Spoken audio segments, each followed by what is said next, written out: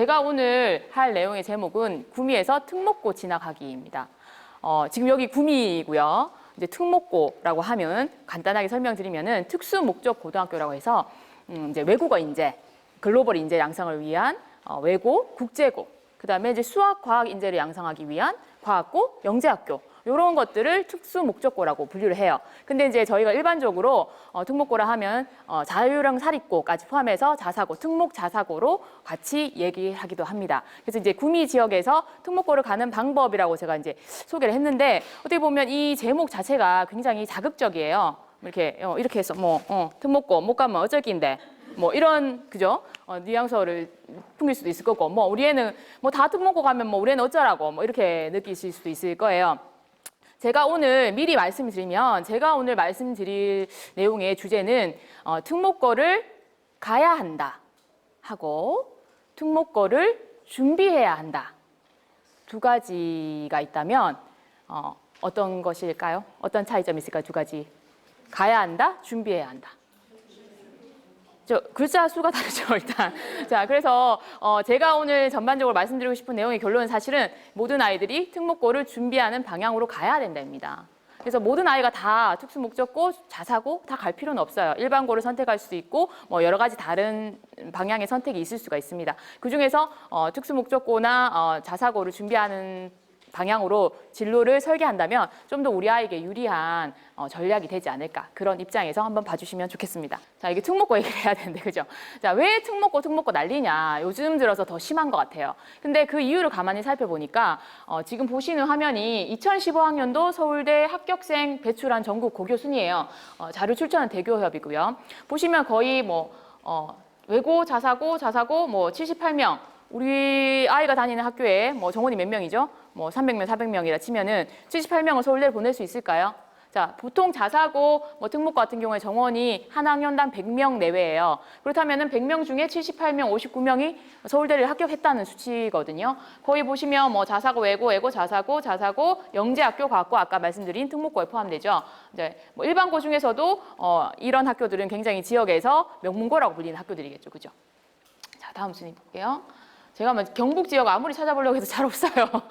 죄송합니다. 서울, 경기, 대전, 과학고, 외고, 부산과학고, 자, 서울대를 보내는 숫자 가지고 학교를 다 평가할 수는 없다고 저는 생각을 합니다. 서울대 자체가 중요한 건 아니지만 어쨌거나 특목고에 대한 관심이 많이 쏠린 이유가 대입 성과 때문이라고 보실 수가 있을 것 같아요. 자, 그렇다면은 이 대입 할 때 왜 특목고 아이들이 유리한가? 그 이유를 잠깐 살펴볼게요. 대학교 수시 전형이 굉장히 많이 확대되고 있어요. 그래서 수시와 정시의 모집 인원 비중을 비교해 보니까 수시는 그중에 학생부 교과 전형이라고 교과서 내신 성적을 많이 중점적으로 보는 전형이 있고요. 학생부 종합 전형이라고 해서 물론 내신 성적을 봅니다. 내신은 전혀 보지 않고 내신은 바닥인데 비교과 활동 많이 한 친구 합격하는 전형이 아니에요. 내신을 기본으로 깔고 그 내신보다는 여러 가지 봉사활동, 진로활동, 독서활동, 동아리활동, 자율활동 이런 활동들을 통해서 또 교내외 수상 경력이나 이런 것들로 자신의 진로와 나 미래의 적성이나 이런 것들을 찾아가고 해왔던 과정들을 보여주는 그런 거를 증거로 삼는 그런 전형이라고 보실 수 있으세요. 자, 그리고 논술 전형이 있고요. 논술을 하면 이제 각 지원하는 학과별 좀 더 깊이 있게 들어가는 그런 질문들을 하게 되겠죠. 그래서 깊이 있는 공부가 필요한 전형이고 특기자 전형이라 하면 체육 특기자, 예술 특기자, 영어 특기자가 있는데 영어 특기자 정도 되려면은 그냥 국내에서 공부한 거는 좀 불가능하다고 보시면 되세요. 아주 소수를 뽑고요. 자, 이런 것들 다 포함해서 66.7%를 대입에서 수시 모집으로 뽑습니다. 자, 이건 2016년도 대입 자료예요. 자, 그럼 수능을 보는 정시에서는 33.3%밖에 뽑지 않죠. 그렇게 해서 수시 전형이 확대되다 보니까 그럼 수시가 좀 특목고 자사고 친구들에게 좀 유리한가? 라고 생각하실 수도 있겠죠. 자, 수시 전형 확대가 어떤 의미가 있냐 볼게요. 지금 제가 도표를 전국 198개 대학교의 기준과 상위 15개 대학교의 기준을 나눠서 봤어요. 보니까 일단 수시 부분이 많은 거는 명백하고요. 수시 전형 중에서 학교 내신을 위주로 보는 즉 전교 1, 2등, 3등, 4등, 많으면 5등까지 좋은 학교를 갈 수 있게 하는 그런 전형인 학생부 교과 전형은 일반 대학에서는 38.4%를 뽑고요. 우리가 소위 말하는 상위권 대학에서는 10% 정도밖에 뽑지 않습니다. 자, 그렇다면은 학생부 종합 전형이라 해서 내신 성적 이외에 다른 여러 가지 활동들을 중점적으로 보는 이런 전형에서는 좀 더 많은 학생들을 뽑고 있죠. 자, 이렇게 숫자가 굉장히 많이 차이가 납니다. 자, 논술 전형도 자, 일반 대학에서는 4.2%밖에 안 돼요. 그런데 이제 상위 15개 대학교에서는 18.3%를 논술 전형을 뽑습니다. 그러니까 주로 학생부 종합과 논술의 대결이라고 볼 수 있죠. 자, 정시는 수치가 동일하고요. 자, 요것만 보셔도 학생부 종합 전형이라는 게 굉장히 무시할 수 없는 전형이다. 상위권 대학에 들어가려면 꼭 필요한 전형이라고 보실 수가 있겠죠. 그러면 학생부 종합 전형이 왜 이렇게 의미가 있는가 한번 살펴보겠습니다. 자, 우리 고교 내신이 절대평가제로 바뀌었어요. 그래서 A 학교에 90점인 친구하고 자, B 학교에 고등학교에 90점인 친구가 있어요. 전과목 내신을 해가지고. 그럼 둘 다 A란 말이에요. 그죠? 그럼 이 친구의 그 90점이 같은 90점인가? 지금 우리 좀 이따 발표할 친구들도 와 있고 뭐 일반고 친구들도 있을 텐데 학교가 다른데 내신은 90점이다. 같느냐 수준이? 같을까요? 다르겠죠. 자, 그 다른 점 때문에 학생부 종합 전형을 통해서 이 아이의 전반적인 평가를 하겠다는 거죠. 자, 이 내용도 사실 아까 앞에 말씀하신 NCS 기반과 연결되는 거죠. 실제로 이 아이가 자기 진로를 찾기 위해서 어떤 활동들을 했는지, 독서는 얼마나 골고루 했는지, 그 독서 활동들이 어떤 영향을 미쳤는지 내신 성적 일단 기본적으로 보고요. 활동 내용, 진로 활동, 뭐 독서 활동, 봉사 활동, 동아리 활동. 기록 내용, 그걸 기록을 해야 된다는 얘기죠. 어떻게 됐는지. 그럼 자기소개서, 대입에서는 교사 추천서를 받습니다. 학교 소개 자료 등 이런 것들을 활용해서 정성적 과정 중심이라는 것은 자, 수능 우리 옛날에 저희 어머니들 세대에서는 다 한 방에 결정났죠. 뭐 수능을 망치거나 뭐 학력고사 하신 어머님들도 계시죠. 그죠? 저는 수능 어쨌든 학력고사든 뭐 수능이든 한 방에 모든 것이 결정되는 그런 시대였는데 지금 이 전형으로 보시면은 과정 중심이에요. 이런 것들을 우리가 굳이 뭐 스펙이라고 한다면 이걸 쌓기 위해서 하루 이틀 걸리는 문제가 아니라는 거죠. 아주 오랜 시간 공을 들여서 준비를 해야 된다는 거예요. 그래서 과정 중심의 평가가 된다는 거죠. 자, 학생부 종합 전형의 단계별 전형이 어떻게 되는지 볼게요. 1단계에서는 서류를 봅니다. 서류에서 중요한 것은 모집 정원의 2, 3배수를 뽑아요. 자, 왜 이렇게 할까요? 좋은 대학에서 우수한 학생들을 유치하고 싶은 거예요. 그러니까 1차 서류를 아무리 이제 내신 성적, 뭐 학생부, 그다음에 뭐 자기소개서 이런 것들 종합적으로 평가를 한다 하더라도 우수한 학생을 놓칠 가능성이 굉장히 높죠. 그래서 일단 모집 정원의 2, 3배수를 뽑아가지고 이 아이들을 구체적으로 면접을 통해서 직접적으로 얘가 해온 활동들이 정말로 일치하는가, 진정성이 있는가를 확인하는 거죠. 자, 그렇게 해서 서류 및 면접이 중점적인 평가가 되는 것입니다. 자, 그렇다면 제가 지금 여기는 거의 뭐 중학생, 초등학생 학부모님들이신데 뭐하러 지금 먼 대입에 대한 얘기를 하고 있느냐. 결코 멀지 않습니다. 중학교 시절이나 초등학교 시절부터 내가 이제 내 꿈이 바뀔 수도 있어요.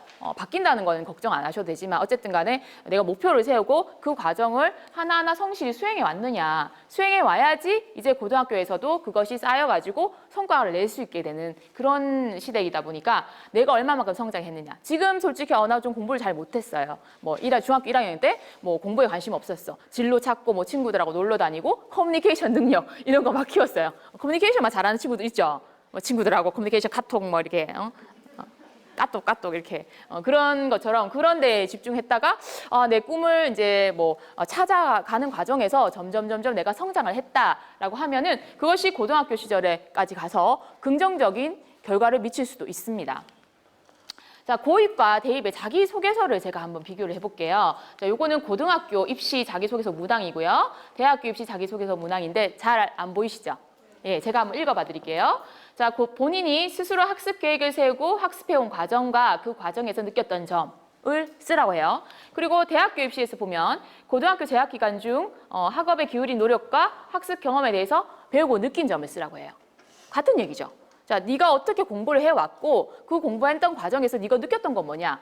내가 1학년 때 성적이 별로였는데 2학년 때 성적이 급상승한 이유가 뭐냐? 2학년 때까지 성적이 좋다가 갑자기 성적이 한 학기가 떨어졌어. 그 이유가 뭐냐? 다시 올릴 수 있었다면 어떤 노력을 기울여서 성적을 올릴 수 있었는지 그거를 보여줄 수 있다라면 참 좋겠죠. 같은 맥락이에요. 자, 두 번째 보시면 고등학교 입학 후 자기 주도적으로 본인이 꿈과 끼를 살리기 위한 활동 계획 또 고등학교 졸업 후 진로 계획에 대해서 쓰라고 돼 있어요.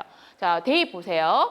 고등학교 재학 기간 중 본인이 의미를 두고 노력했던 교내 활동에서 배우고 느낀 점을 중심으로 서술하세요. 자, 어떤 대학을 가기 위해서 아니면 고등학교 시절, 중학교 시절 동안에 어떤 활동들을 주로 했었냐는 거죠. 그 활동에서 또 내가 그냥 활동만 하면 안 돼. 뭘 느껴야지. 느끼라고 하는 거니까 이제 그런 부분들을 체크하시고 자, 마지막으로 요즘은 이 인성적인 부분을 어떻게 보면은 인성이 핵심은 아니에요. 예를 들면은 인성만 좋은 친구가 합격할 수는 없어요. 그런데 인성이 없는 약한 친구들은 불합격이라고 보시면 돼요.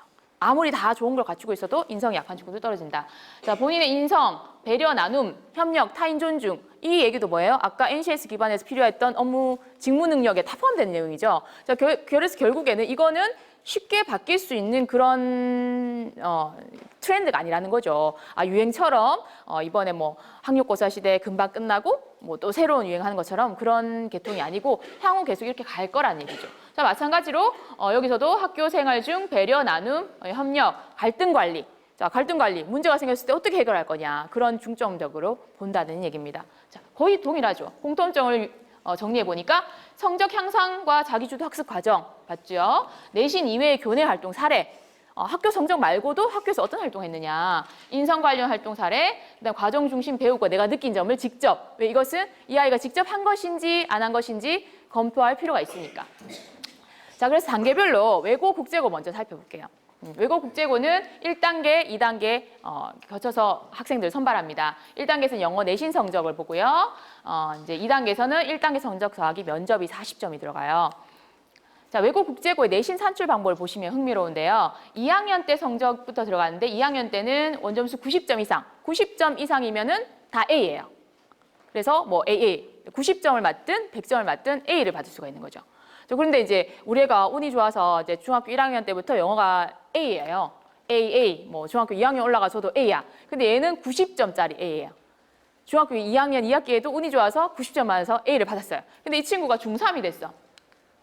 중3 되면 상대평가라는 걸 해요. 그래서 중학교 내신 1등급, 즉 이제 성적 순으로 순위를 매겨가지고 상위 4% 이내에만 1등급을 줘요. 그래서 뭐 100점짜리가 많이 나왔을 경우에는 모두가 2등급이 되는 뭐 그런 좀 그 병폐도 있긴 했었어요. 자, 어쨌거나 이렇게 하다 보니까 자, 절대평가 굉장히 중요해졌고 어쨌든 외고 국제고 갈 친구들은 외국어 능력이 굉장히 뛰어나게끔 내신 관리를 잘 해야 된다라고 의미를 보시면 되겠고요. 2단계 면접에서 1단계 성적도 들어가죠. 160점. 근데 사실 1단계 통과한 친구들은 거의 점수가 비슷해요. 그래서 제가 지역에 이제 외고, 경북 외고 같은 경우에는 수년간 입시를 해오고 있는데 경북 지역에는 외고가 경북 외고 한 군데밖에 없어요. 그래서 조금 경쟁이 치열해요. 그래서 이제 AA 1, 2까지 1차 합격권으로 보고 있는데 또 과에 따라서 뭐 인기 있는 과는 또 어떻게 될지 몰라요. 그래서 거의 AA 1, 2이 돼야지 합격할 수 있고 얼마 전에 제가 서울 가서 입시 세미나를 들어보니까 서울 쪽에는 외고가 많잖아요.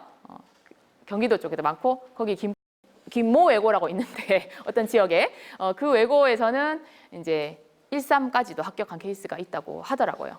예. 그런 부분. 그리고 이제 절대평가제가 도입되다 보니까 우리 애가 이제 89점 맞으면 어떻겠어요, 어머니? 89점. 좌절이죠.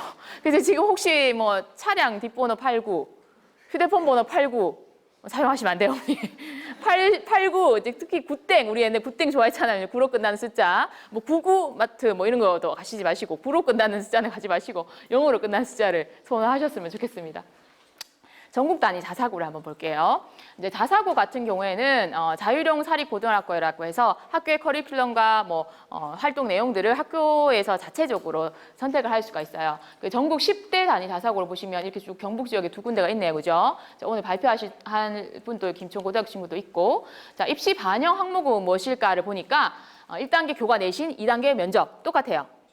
근데 1단계 교과 내신에서 전과목을 보는 경우도 있고 국영수 사과를 보는 경우도 있고 학교마다 그 부분 틀려요. 그렇지만 여기도 성취평가제가 시행이 된다는 것. 즉 절대평가로 89점은 안 된다. 90점을 넘어야 A를 받을 수 있다. 그런 거. 자, 그렇다 보니까 학교 입장에서 90점 넘은 애들이 다 A잖아요. 그래서 1단계에서 정말 우수한 학생들을 가릴 수가 없단 말이에요. 그래서 뭐에 치중하겠어요?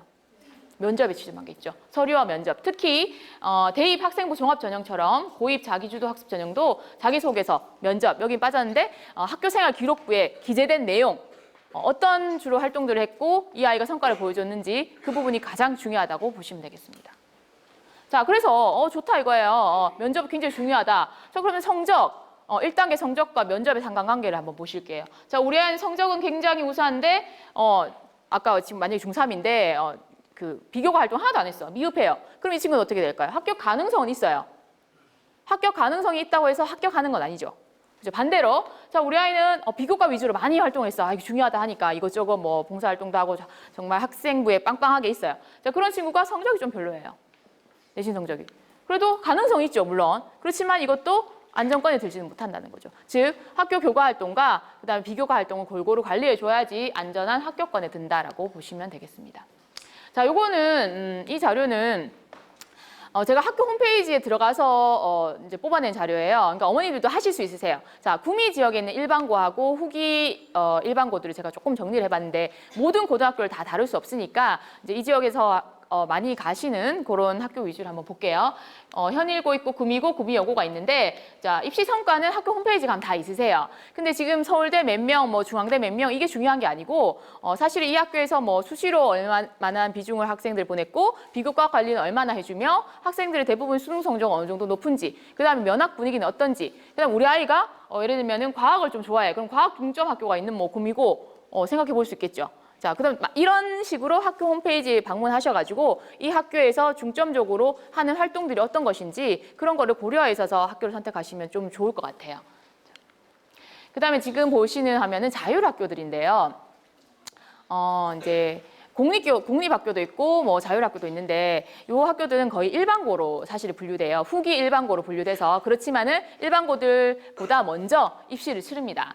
자, 요런 학교들의 대부분의 특징은 풍산고, 안동에는 풍산고 들어보셨죠? 점촌, 문경고, 거창에 있는 뭐 거창고 이런 학교들이 후기 일반고에 들어가서 사실은 농어촌 지역에 있기 때문에 농어촌 자율학교로 분류가 됩니다. 요 학교에 가고 싶은 학생들은 보통 대부분 1차 정기고에서 떨어진 학생들이 많이 지원을 하고요. 그리고 여기서는 학교 성적을 많이 봐요. 석차 연명부. 거의 학교 성적 석차 연명부로 학생들을 선발하거든요. 그런데 이제 그 지역마다 그 학교마다 약간의 특색이 있기 때문에 또 학교 설명회나 홈페이지에 들어가셔서 정보를 확인해 보시는 게 좋을 것 같아요. 뭐 특별히 제가 최근에 관심 가지고 있는 학교는 거창고등학교인데 이제 직업 선택이 쉽게라고 해서 보통 우리 인성을 굉장히 강조하면서 아이들이 직업 선택할 때 제대로 된 뭐 이제 어떤 내가 돈을 많이 벌어야겠다라기보다는 나의 소명 의식을 생각해가지고 직업을 고를 수 있게끔 인성적인 인풋을 굉장히 많이 하는 학교로 알고 있고요. 그 대신에 이제 뭐 기독교 정신 뭐 이런 게 있기 때문에 종교적인 부분을 고려하셔야 될 것 같아요. 이런 학교들이 석차 연명부로 학생들을 선발하기 때문에 후기 마지막에 이제 일반고를 가시잖아요. 후기 일반고, 뭐 구미고 이렇게 원서를 넣기 전에 한번 학교에 직접 방문해서 직접 상담을 받아보시면은 이제 합격권이다 아니다 이런 얘기를 좀 해주실 수 있을 것 같아요. 그렇게 활용하시면 좋을 것 같습니다. 자, 이제 그 다음에 이제 이야기가 이제 조금 더 다가오고 있어요. 우리 아이의 직접적으로. 자, 지금 뭐 NCS 뭐 직업사회 했다가 그다음에 뭐 대입했다가 고입했다가 이제 중학생, 현재 중학생 자유학기제. 지금 현재 2015학년도에 50%의 학교가 자유학기제를 시행하고 있어요. 근데 2016년도가 되면 100% 다 자유학기제를 합니다. 자, 1, 2학년 중에서 1, 2학년 총 4학기죠. 그중에서 한 번은 자유학기제를 한다는 거예요. 자유학기제 한 학기를 뭘 하느냐, 이제 어떤 특별한 활동을 하느라고 중간고사, 기말고사를 빼고 있어요. 근데 구체적으로 이런 게 왜 생겼냐? 아이들이 보니까 장래 희망이 없어요. 그래서 제가 아까 말씀드렸죠. 왜? 시간이 부족하대요. 고민할 시간이. 사실 뭐 학원 다니고 우리 애들도 제가 물어보면 왜 꿈이 없냐 물어보면 선생님 그런 거 생각할 시간이 없어요. 그렇게 얘기하거든요. 그런 부분들. 자, 그래서 조사를 해보니까 초등학교 때 꿈이 많죠.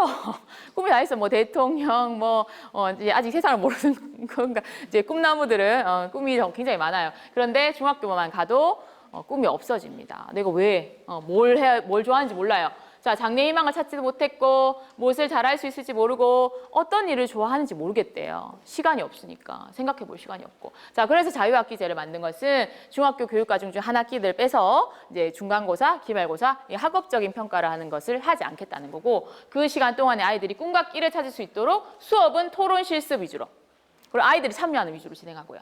그 다음에 진로활동, 체험 활동들이 가능하도록 유연하게 운영을 한다고 했어요. 지난번에 최근에 이 주변에 있는 모 중학교에서 친구들이 이제 요 자유학기제 지금 하고 있는데 공문이 왔어요. 아이들한테 숙제를 해오라고 뭐 자기 진로나 아니면 주변에 뭐 부모님이나 친구 부모님의 회사를 찾아가서 그런 직업 활동들을 체험해보고 체험 보고서를 쓰고 자기의 진로와 연관시켜라라는 그런 숙제가 있었는데 제가 그때도 이제 보니까 이 부분 굉장히 중요한 거예요. 자유학기제는 평가 기준이 없잖아요. 그죠? 시험을 안 치니까 어떻게 평가할 수 있겠어요? 얘들이 이런 보고서를 쓰고 얼마나 내 꿈을 찾는데 적극적으로 활용했는지를 보고서를 성실하게 잘 내야 되는 거거든요. 그런 부분들 앞으로 이제 중학교 보내시는 어머님들 신경 쓰셔야 될 것 같아요. 자, 그래서 같은 내용으로 중간 기말고사 미실시하고요. 평가는 해야 되죠. 그죠? 그 방법이 형성평가, 자기성찰평가, 평가 기준도 학교별로 결정할 수 있고요. 이것들을 중요한 것은 학생부에 기록을 한다. 학교생활 기록부에. 자, 이 결과를 확인 결과라고 했어요. 확인 결과. 그러니까 뭐 제가 선생님한테 가가지고 선생님 뭐 우리 애 이렇게 뭐 진로활동 합니다라고 말을 해서 되는 게 아니고 확인을 해야 돼요. 증거가 있어야 된다는 거죠. 뭐 봉사활동 뭐 어디 캄보디아 갔다 와서 캄보디아에서 뭐 땀뻘뻘 흘리고 그러면 이제 사진 딱 찍어가지고 그죠? 갖다 주고 내가 또 뭘 해야 된다고 말씀드렸죠? 느낀 점, 깨달은 점, 포인트를 잡아서 내가 이 활동을 통해서 느끼고 깨달은 점이 뭐다 이런 부분들이 다 내용에 있어야 된다는 거죠. 자, 꿈과 끼를 기반으로 해서 나만의 히스토리를 만들어 가게끔 만들어 준다는 거예요. 이 자유학기제 동안에. 그게 목표이기 때문에 교과 과정 이렇게 자유롭게 편성을 하고 아까 말씀드렸다시피 학생들의 수업은 직접 참여하는 수업으로 다 구성이 돼 있고요. 평가 중심은 포트폴리오 중심. 내가 한 것들을 직접 이제 학생부에 올리는 방식으로 진행이 됩니다. 자, 그래서 제가 이런 얘기를 들으면은 항상 이제 설명을 듣고 가면 엄마들이 집에서 머리가 아파요. 그죠? 지금 벌써 지금 좋아 뭐 NCS 좋아 뭐 이제 공부만 시키면 되는 줄 알았는데 공부랑도 애들하고 뭐 싸우고 하는데 이제 또 뭐까지 해야 돼? 뭐 다른 체험 활동? 그럼 또 어떻게 하는 거야? 더 복잡해졌죠. 어떻게 보실 수가 있죠. 저는 이제 엄마와 아이가 모두가 행복한 진로 진학이 됐으면 좋겠어요. 이 자유학기제를 시행하는 목표도 마찬가지고. 아이들의 꿈을 찾아가는 과정, 그 과정에 이제 부모님들이 함께 해줄 수 있으면 함께 해주라는 얘기거든요. 그래서 진로 활동, 구체적으로 본다면 자율 활동, 동아리 활동, 봉사 활동, 독서 활동 이런 것들을 항상 내 진로와 관계된 책, 꼭 진로가 결정되지 않은 친구들도 관련된 뭐 세미나를 들어간다든지 부모님하고 함께 참여한다든지 뭐 이런 강연이나 뭐 또 유명한 사람 강연 오는 것도 같이 가봐도 좋을 것 같고요. 가서 또 이렇게 사진 탁 찍어가지고 증거 남기고 배우고 느낀 점 그런 것도 쓸 수 있으면 좋겠어요. 그래서 보통 이 친구들이 이제 그 블로그나 포트폴리오를 잘 활용해서 좋은 대학을 간 친구들의 예시인데요. 이제 블로그 같은 경우에는 보통 옛날부터 포트폴리오를 마련하기 위해서 내가 한 활동들을 다 저장을 하는 게 포트폴리오거든요. 그런데 이걸 이제 잃어버릴 수가 있으니까 이제 블로그를 만들어서 자기가 한 활동들을 차곡차곡 저장을 하면은 긴 시간 동안 날짜 다 있잖아요. 얘가 요때는 요걸 했고, 얘가 요때는 요걸 했고, 그러면서 이제 아이들도 자기 스스로 내 블로그를 관리하고 내가 하는 활동들을 체크할 수가 있게 되는 거죠. 그리고 이제 뭐 종이로 된 포트폴리오를 갖고 있는 것도 하나의 좋은 방법일 수 있고요. 요거는 고등학생에 해당돼요. 근데 중학생부터 이런 활동들을 한다면은 고등학교 가서 내가 일반고로 갈 수도 있고 특목고로 갈 수도 있어. 뭐 후기 일반고로 갈 수도 있고. 자, 그 어디를 가든지 이 아이는 뭐 자기 미래와 진로에 대해서 설계를 잘 할 수 있겠죠. 그런 부분에 중심을 두시면 되겠습니다. 자, 아까 봤던 표죠, 이게. 기억나세요? 뭐와 뭐의 관계였죠? 면접과 내신의 상관관계였죠. 저는 이렇게 생각합니다. 실력과 전략의 상관관계. 자, 우리 어머님들이 지금 여기 전략을 배우러 오셨어요. 근데 전략이라는 건 뭐냐? 전략만으로 가지고 우리 아이를 서포트할 수 없어요. 마찬가지로 실력만 가지고 다 되는 건 아니에요. 두 가지가 적절하게 섞여 있어야 된다라고 말씀드리고 싶고요. 마지막 한번 우리가 수음이 양가 들어보셨죠, 어머니? 수음이 양가 세대 아니세요? 예, 수가 많았어요, 우가 많았어요. 양이수신 분. 창피해서 손 못 드시죠. 왜냐면 우리는 양가 하면 뭐 양가집 교수하면서 놀리고 그랬잖아요. 그랬잖아요. 그죠? 이게 점수대로 나눴는데 제가 이게 무슨 의미인가 한번 찾아보니까 수는 빼어날 수예요. 빼어나다. 너 참. 자, 우는 넉넉하다. 너 점수가 넘친다 지금. 80점 이상이잖아요. 그죠? 그다음 미는 아름다울 미예요. 너 참 아름답구나. 미 받았으면 아름답다 해주셔야 돼요. 그죠? 양, 좋을 양. 참 좋구나. 너 참 좋다. 양호하다 할 때 그 양이에요. 자, 그럼 가는 무슨 가일까요? 가능할 가라고 합니다. 나쁜 의미가 아니었어요. 저는 이 말이 참 맞다고 생각합니다. 지금 우리 아이들이 현재 뭐 우리 성적, 전략 다 얘기했지만 그걸 다 떠나서 이 아이가 세상에 왔을 때는 분명히 그 이유가 있을 거예요. 어떤 중요한 역할을 하려고 온 아이들이 뭘 지금 현재는 이걸 좀 잘하고 이걸 좀 못할 수도 있어요. 그렇지만은 결국에 그걸 평가해서 뭐 내가 얘한테 가 점을 주더라도 학교가 우리 아이에게 가라고 하더라도 그건 뭐야? 가능하다. You can do it. 넌 할 수 있다라는 의미로 받아들이시는 부모님도 되고 우리 아이들도 그랬으면 좋겠습니다. 감사합니다.